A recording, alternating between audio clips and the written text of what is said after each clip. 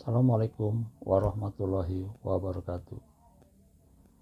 Salam sejahtera bagi kita semua. Salam mahasiswa.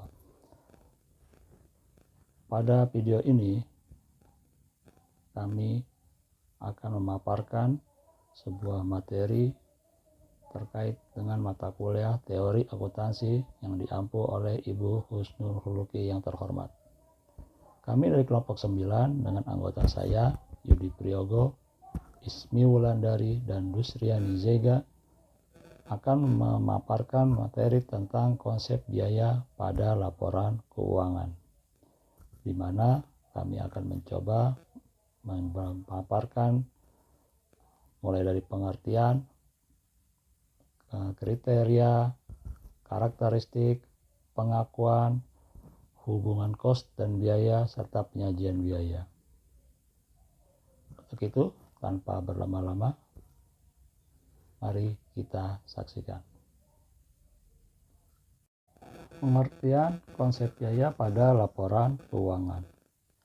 Sebelumnya, pengertian biaya tidak dapat dipisahkan dengan pengertian kos dan aset dan juga rugi. Dalam SFAC nomor 6 FASB atau Standard Financial Accounting Concept Number 6 Financial Accounting Standard Board, biaya adalah arus keluar atau penggunaan aset lainnya atau timbulnya kewajiban atau kombinasi keduanya dari penyerahan atas produksi barang, pemberian jasa, atau pelaksanaan aktivitas lain yang merupakan operasi utama atau sentral entitas yang sedang berlangsung.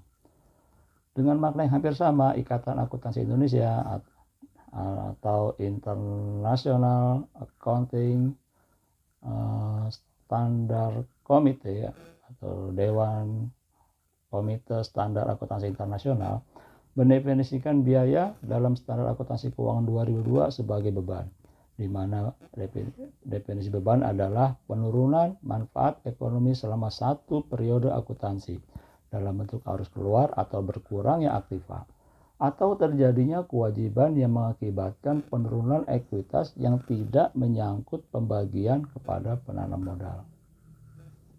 Karakteristik yang bersifat sebagai konsekuensi pendukung atau penjelas. Ada 4 karakteristik tersebut.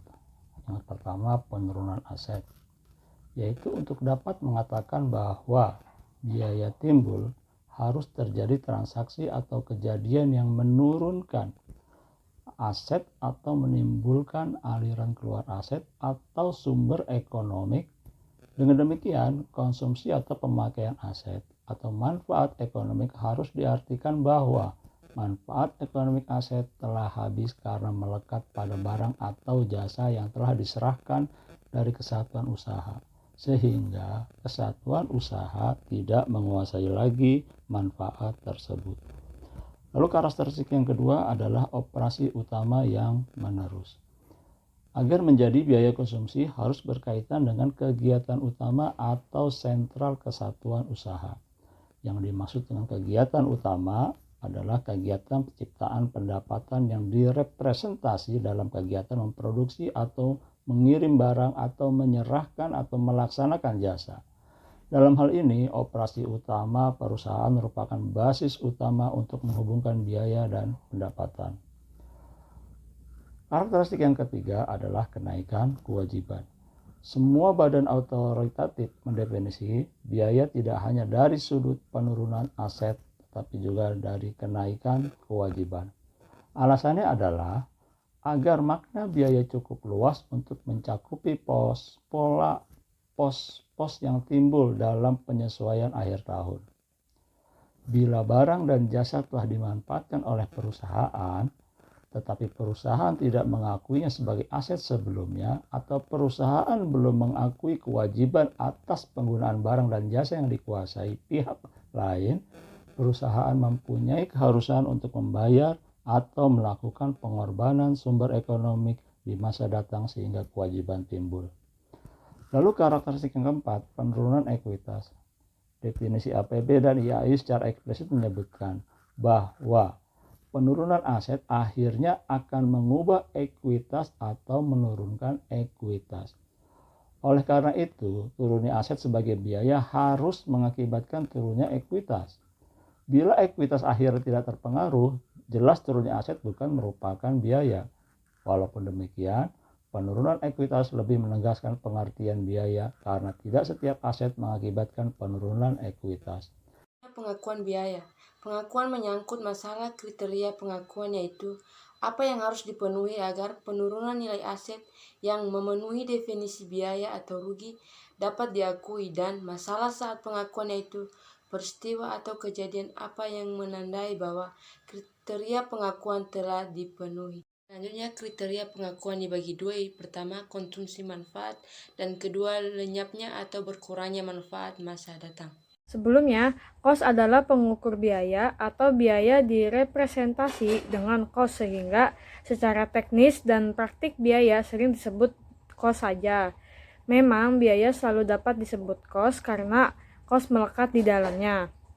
Akan tetapi, cost tidak selalu dapat disebut biaya karena cost dapat juga merepresentasi aset. Biaya diukur dengan cost yang sebelumnya melekat pada aset. Biaya dapat dipandang sebagai bagian cost yang telah terhabiskan dalam rangka menciptakan pendapatan. Bagian cost yang terhabiskan dapat dihubungkan dengan pendapatan atas dasar hubungan sebab akibat, alokasi sistematik dan rasional, atau pengakuan segera. Di sini ada asosiasi sebab akibat. Konsep upaya dan capaian menyatakan bahwa biaya merupakan upaya dalam rangka mendapatkan capaian berupa pendapatan. Oleh karena itu, basis penandingan yang paling masuk akal adalah sebab akibat, walaupun basis ini lebih merupakan asumsi daripada kenyataan karena dalam banyak hal sulit untuk dibuktikan secara meyakinkan bahwa biaya menyebabkan pendapatan. Hubungan biaya dan pendapatan tidak selalu bersifat fisis atau hubungan satu lawan satu. Hubungan biaya dan pendapatan merupakan hubungan agregat antara berbagai faktor biaya sebagai kesatuan dan berbagai faktor pendapatan sebagai kesatuan yang lain. Jadi, hubungan biaya dan pendapatan bersifat ekonomik, bukannya fisis. Selanjutnya ada alokasi sistematik dan rasional. Alokasi sistematik dan rasional merupakan proses penandingan dengan periode sebagai penakar pendapatan dan biaya. Proses ini sering disebut penandingan periode.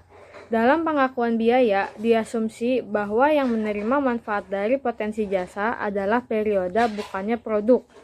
Dasar penandingan ini sebenarnya merupakan alternatif dasar sebab akibat, karena tidak selalu mudah mengidentifikasi hubungan sebab akibat antara pendapatan dengan biaya.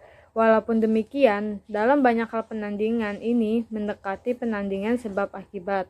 Dasar ini cukup beralasan untuk beberapa jenis cost yang memang sangat erat kaitannya dengan waktu seperti depresiasi, bunga, sewa, asuransi, dan semacamnya.